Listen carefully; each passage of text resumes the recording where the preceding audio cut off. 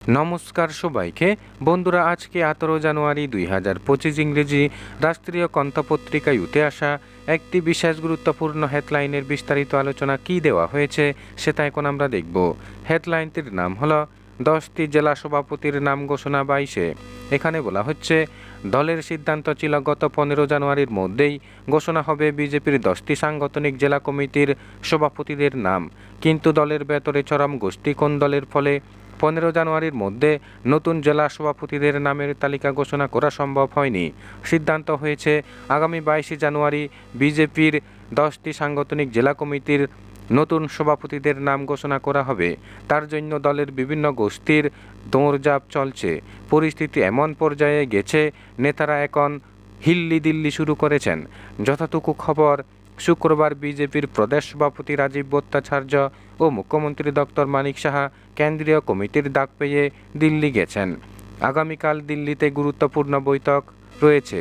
মণ্ডল সভাপতি নির্বাচন করতে গিয়ে দল যেমন বিধায়কদের গুরুত্ব দিয়েছে, তেমনি জেলা সভাপতি নির্বাচন নিয়েও মুখ্যমন্ত্রী এবং প্রদেশ সভাপতির মতামতকে গুরুত্ব দিতে চাইছে বিজেপির কেন্দ্রীয় নেতৃত্ব।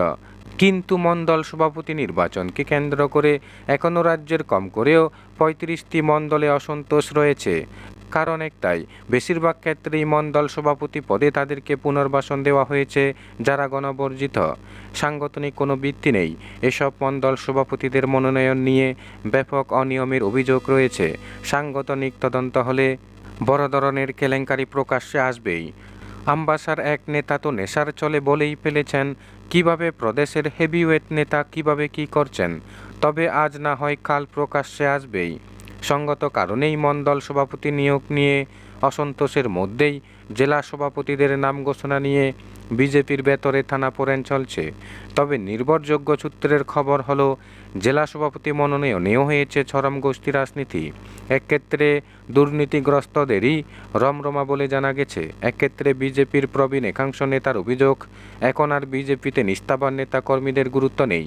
নব্য বিজেপি মাফিয়া আর প্রাক্তন কংগ্রেসীদের এখন বিজেপিতে রমরমা। ফলে দলের একাংশ নেতাকর্মী এখন দল থেকে মুখ ফিরিয়ে নিতে শুরু করেছে।